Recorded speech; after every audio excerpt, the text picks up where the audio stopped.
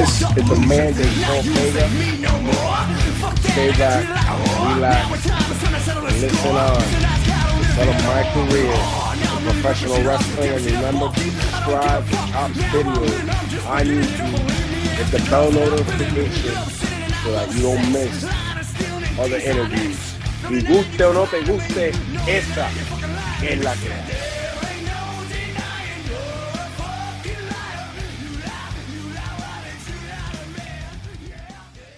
Did you ever have any involvement with Steve Bradley?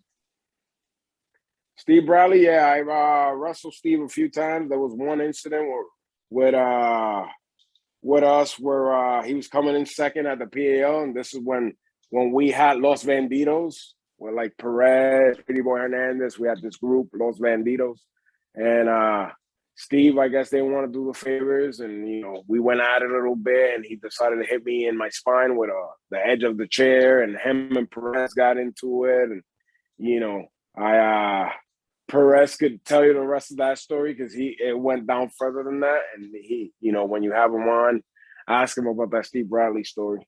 But yeah, Steve. After that, we were cool. We buried that, and it was sad to lose him in the way that he was lost.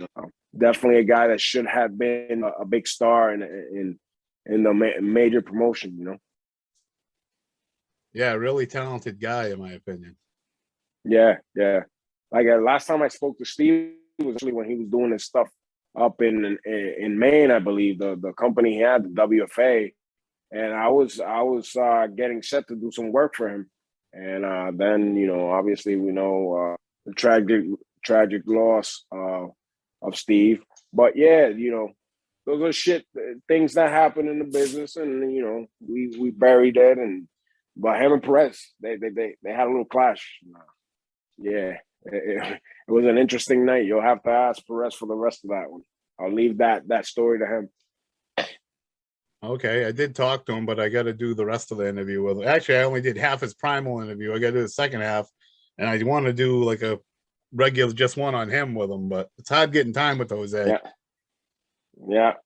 Ask him about that to finish up that the Steve Bradley story there. You kind of touched on it, helping backstage and stuff a little earlier, but have you ever thought of like flat out booking or running your own promotion? I thought about running my own promotion. I've done spot shows here and there of my own. Right now, I'm helping, like I said, one of my old tag partners, Chris Bookhart. He owns Showcase Pro Wrestling over here in Rhode Island, and he runs, Mass. And for the last couple of years, I've actually been his booker, and also train a lot of the guys at the school. So, for the last few years, I've been doing that, behind the scenes stuff. And even before then, like I said, like even towards the end, I had spotters. I was in that mix of, the booking stuff and the ideas, and Powerhouse. The last few years, I was also the booker there. So I've definitely had my hands on doing booking and behind the scenes stuff. Now a lot more than what I used to, and I definitely want to develop that into something, because that's my next step. I'm out of the ring. I think that I got a lot of experience over the years to help other people and to help a product and to give ideas and to work with young talent and help them develop. Do you know how TRP became out of Yankee Pro and SCCW? Is it as simple as Ricard bought them and put them together and made it TRP, or is there more to it than that? So from, if I recall, Top Rope Promotions always was the behind the scenes type company banner, and then Top Rope Promotions was the host for Yankee Pro and South Coast, kind of like World Wrestling Entertainment for WWF, because it was the company name was always, the business name was World Wrestling Entertainment, and obviously the wrestling company was known as the WWF. It was Capital like Sports or whatever. Yes, Capital Sport. Yeah, Capital Sports. Then World Wrestling Entertainment, Yeah, and then obviously they dropped WWF and they just kept World Wrestling Entertainment because of that lawsuit. But yeah, Top Rope I think was a name that was lingering amongst that deal there with SCCW and Yankee Pro, and I think kind of like when Ricard took over, they kind of deviated from all the other stuff. They wanted a fresh thing and just went with the Top Rope Promotions thing. From my opinion, from what I got to see, and all that stuff. Yeah, I was always pretty confused because I go to both shows and then they have mixed shows on both on it. There's a lot of the Yeah, same guys, and I was like, yeah, how it's can you the tell the difference of same. what's Yankee, what's South Coast? Yeah, it was always the same shit. Like I said, there was two book. I think at that time there was so many guys in one roster that they had to split it. And then we had so many guys at the school that they were looking to use in shows. And then we had multiple guys that wanted to book at that time. We had like Bobby Cruz, Savannah Souza, this guy Tony the Maniac, even Joe and Joe Pavo. We had so many guys that they had to split. Yeah, and then he broke away and formed UWF for a little while, right? Yeah, Bobby went away, did his own thing. Gino left with Bobby, and I think a couple other guys left to do that. I think Highlight Kid left as well. But at the end, Suicidal Silva, but they all came back. You know, when that thing went south, all those guys were back. So that was like a little short sting of them trying to do something with UWF. Because I remember Joe Eugenio went to that place they used to run UWF, and he ended up running two shows in that spot there. Yeah, I only went to the first show. It had Low Key on it and K Quick and Ron Yeah, Killens was the main event, that yeah, three-way, and Xavier was on it. The or JBL. RIP Yep, yep, passed too. yep. But I taped that first show from the crowd. I went and watched that and taped it. That was a good Oh, match because of okay. Low Key. Got to meet Low Yeah. Key and get his autograph like for the first time. Okay, cool, man. Yeah, those things, you know, it seems like such a long time when we get into specifics of it is a long time, you know, talking about all these different things that went on during those times. Yeah, it's just funny looking back because it's like they were the first show, you know. MWF, I was at their first show in Revere there when they ran that first show with um Brian Christopher and Road Dogg at the Revere there. Yep. Did you ever go to Big Time Wrestling? You had to any of those shows? The first one they did in Lynn at the Armory. I think that was the last show they did in that Armory. No, I never went to Big Time. I think that might have been right after I was going to shows. Was that like Yeah, because 2004 around there?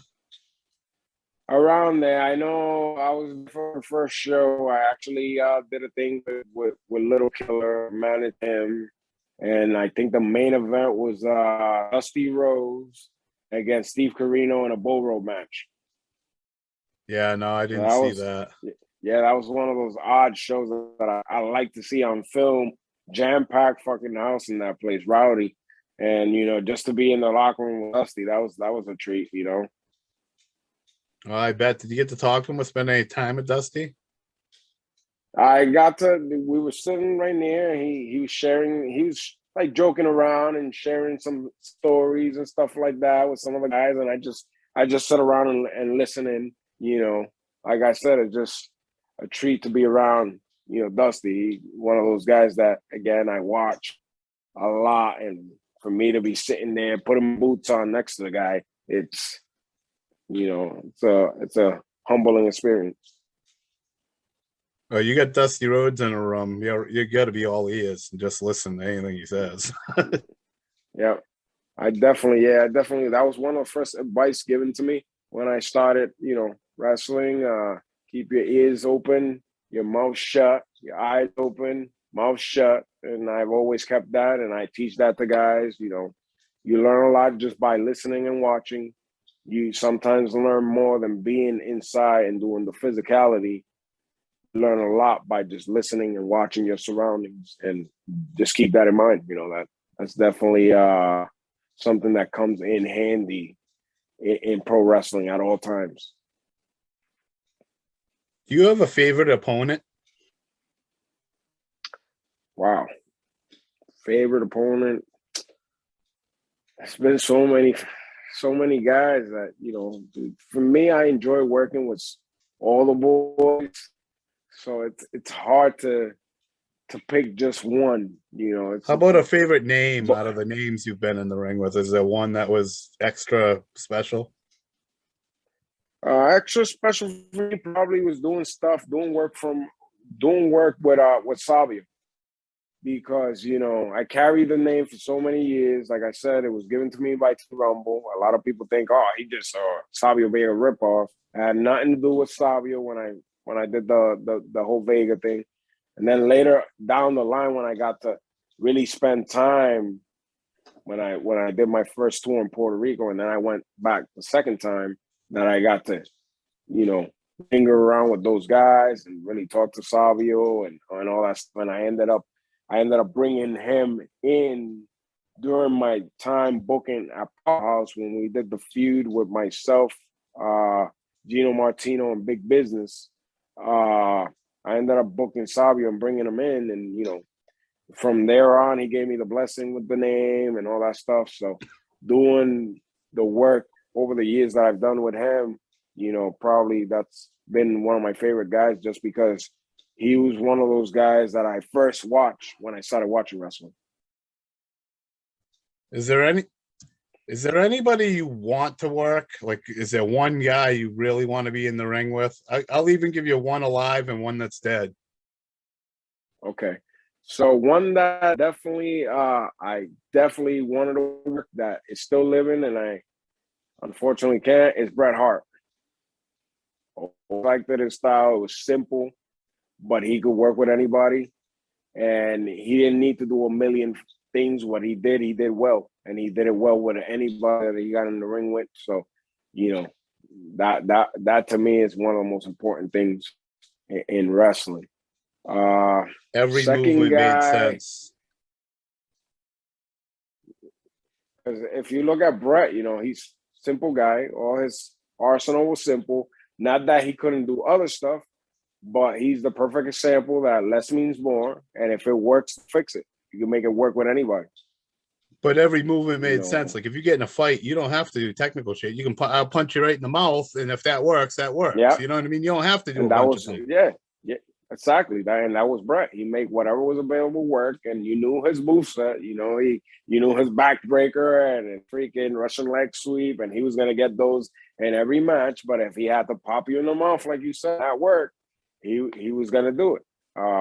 And that's why, you know, he was one of the guys that I always wanted to work with. Another guy, probably just because I've always watched them and I've seen all these brawls, and that's my thing. I love the fight atmosphere and the brawling. Carlos Colon, you know, I would have want to go at it with Carlos, just because, you know, we're two Puerto Ricans and we're hot blooded, and I think that, you know, I like that type of environment. That's the type of wrestling that I kind of have a vibe for. So them two would be your dream matches if you could have any match you wanted in their primes. Yeah, I'm assuming. Yeah, definitely. When they could go, you know, when they were in their prime, Bret, and as well as Carlos. What would you say is your biggest or best match? If you could have one match to show somebody, like at the, you know, one match, what would it be? One match. Indies, or just Anything like of your matches, anything you've on done. my, If they were like, show you there was one match of yours, like, this is my favorite match or best match.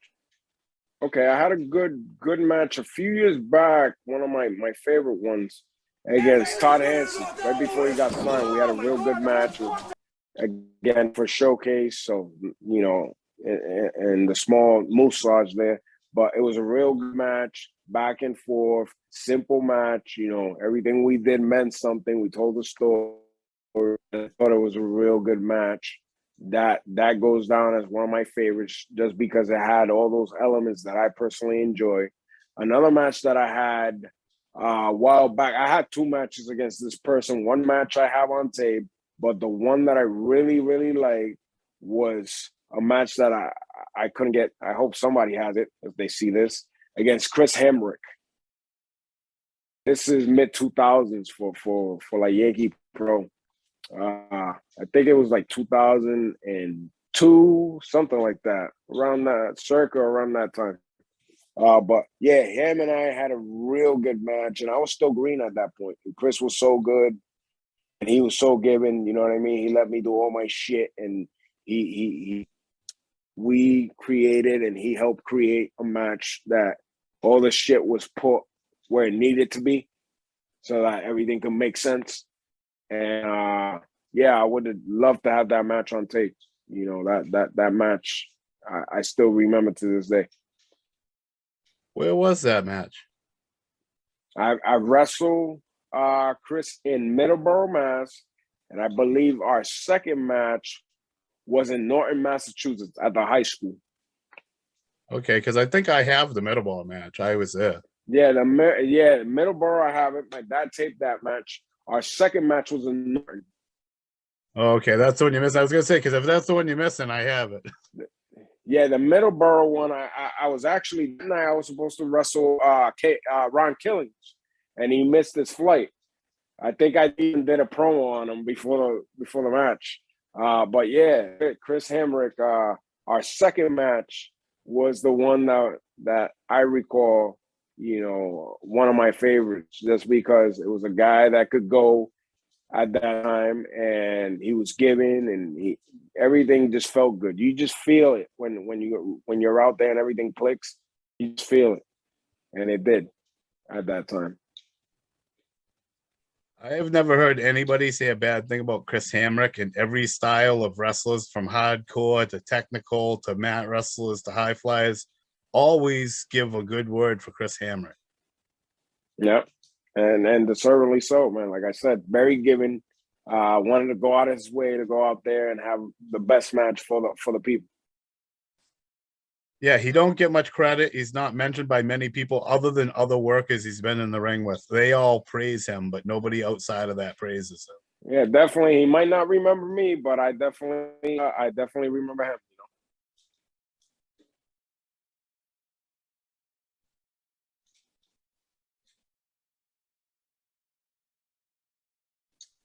What's your memories on the old Johnny Justice back in the old NEWA? Johnny Justice. John's always been an interesting character. He's always been a good guy to me.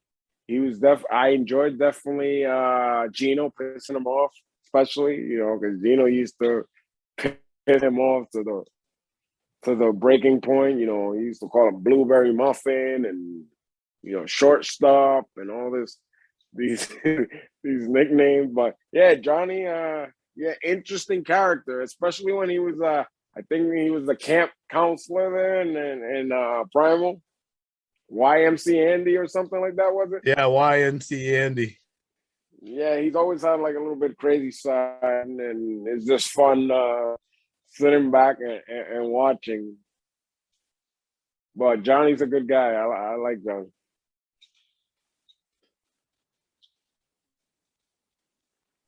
How much longer do you plan on staying in the business as an active wrestler? Active wrestler, man.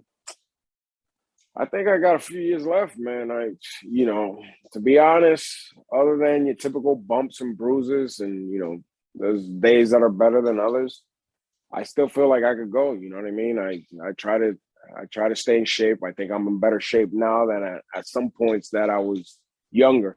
You know, so definitely, you know, if I stay healthy, I think I got a few years left. But at the same time, if the opportunity is given to step into you know, a backstage role, or doing, you know, like I said, production and helping others and doing that, going that route, I'm ready to go that route, because I feel like if you're making other people better and you're helping them become better than what they are, and you're having a part in their matches, you're still out there. You're living through these people, helping them grow, helping them achieve their goals, and you're still out there. So, that's why I like that role. It keeps you out there without physically being out there, if that makes any sense. Yeah, I get you. I wasn't saying that like you're old, you should retire. It was just like usually No, people no, know, no. That's yeah, and that's a logical question. That's that nothing lasts forever. You know what I mean? And I'm one of those guys that I keep it real. The day that I feel that I can't go out there and be the person that I was, I'm not gonna go out there. Because I'm hard on myself, bro. I don't like being half-assed. So if I can't go, I'm not gonna go. usually guys have a plan, I'm gonna go 2 more years or 5 more years or whatever, and then I'm gonna give it up. But I know everybody I talk to, like I talked to Pretty Boy and Vert and all them, and they're like, I know he's still going. I don't know how he does it, because they're all like, I'm fucking hurting. I know that, but they're like amazed that he's still Yeah, going. They're like, and he looks good, and he's in shape, but they can't believe you're still yeah. going and in the shape you Well, are. that's what it is, man. I think if you stay in shape, you stay healthy, you stay consistent. Because once you stop, I think that's when all these aches and pains and all these things start catching up to you. So while you're still going, you just have to keep moving. And at this point, it's been a long time, man. Like I said, I started doing this thing when I was 15. I got bumped off here. See, I'm back again. Okay. You're back now. So, like I said, yep, I've been doing it since I was 15. I just turned 40 in October. So, it's been a minute. It's been a minute, but like I sometimes I don't feel I feel like I could go, and if given the opportunity, I could still go at a high level with some people. So, we'll see what happens. Now, you say you like working with the younger guys. Do you find there's many out there that want to listen and want to learn the mentality and the little things? Or because I've noticed a lot of them don't, from what I've seen, but you're closer to it than me. Is there a lot out there that actually want to learn that and know that, or they just, I want to do a moonsault, I want to do a dive? Unfortunately, I think that's a lot of there's a lot. Do you hear me? Yeah, you went out Still for a second, but I think I can hear you now.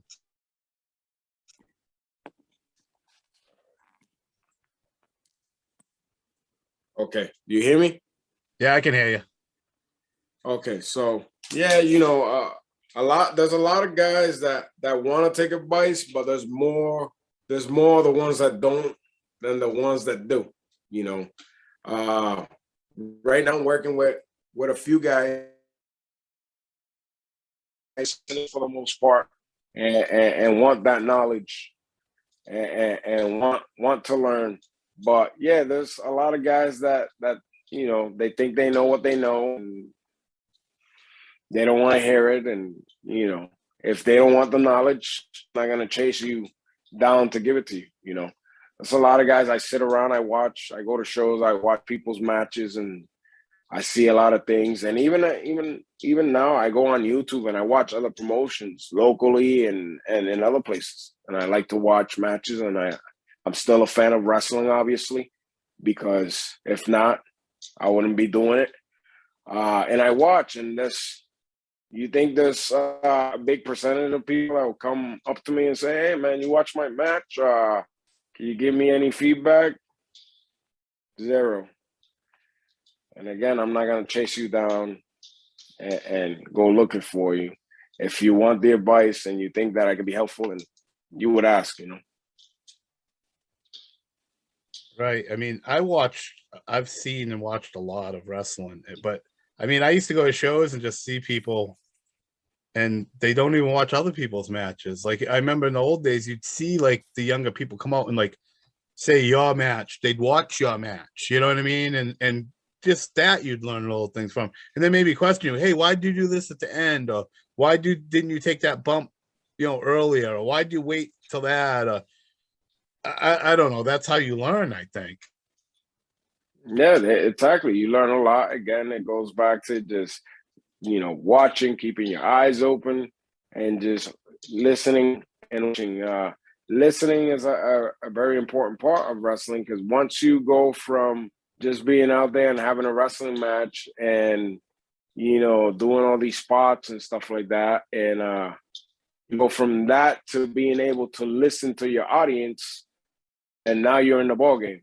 That's a lot of guys that will tell me now, especially now that I'm doing a lot of the booking stuff at Showcase. You watch my match.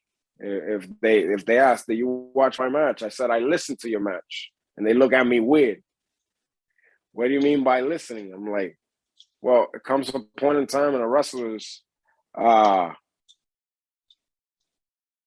in the ring that you're able to read and listen to your audience. So once you make that connection and you're able to listen, then it becomes easy. So I listen to your match. Then when I watch it, I'll connect that with your match. You know, I don't have to watch it to be able to tell if it was the shits or not. I'm just listening to the people. It's a weird thing, but it's a psychology thing, and not a lot of people get it. I get you, but them as a young fan, they should be out there watching every match if they can. You know what I mean? Even the shitty matches, they should be watching them going, "Oh, that looked bad. I shouldn't make that mistake. I shouldn't be doing that." I won't. Yeah, exactly. Because everybody does it, man. Everybody's had shitty matches. Everybody, they gonna have a shitty match here and there, and you learn. Even at this stage, I go places and I learn. You know, I'm consistently trying to learn, because you never stop learning while you're involved in wrestling.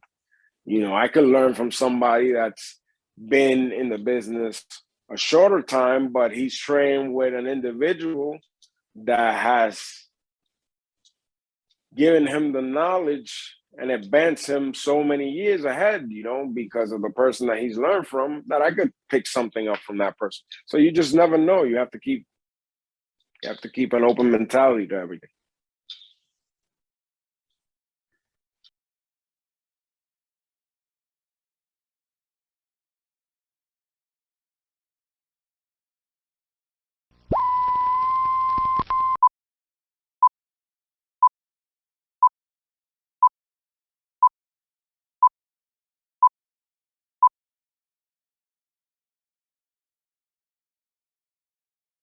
And it turns out there is a path you can take around two moving black holes that haven't quite collided yet, where you can end up in the past of when you started that journey. It's backwards time travel, according to calculations from Einstein's general relativity, is enabled by the severely distorted fabric of space and time, such as what you would get with black holes that came in their own proximity.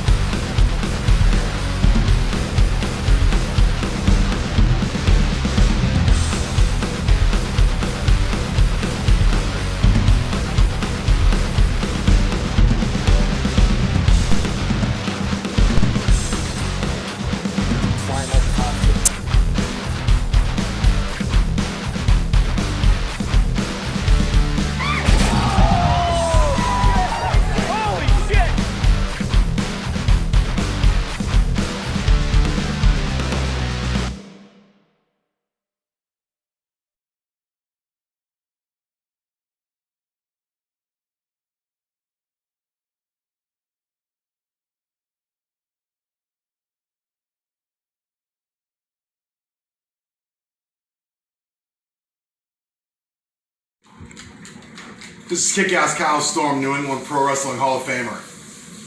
You like independent wrestling? You like women's wrestling? Hardcore? Shoot interviews? Check out Chop's videos. You'll love what you see.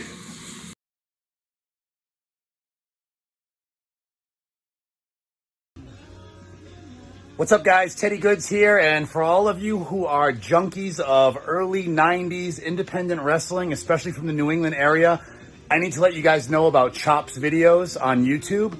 I am a subscriber, and I watch his videos frequently. Tons of NEWA stuff, Tony Rumble stuff, CWA, Primal Conflict, just all kinds of hidden gems. A few matches of myself early in my career, so check it out. Chop's videos on YouTube. Have a good one, guys.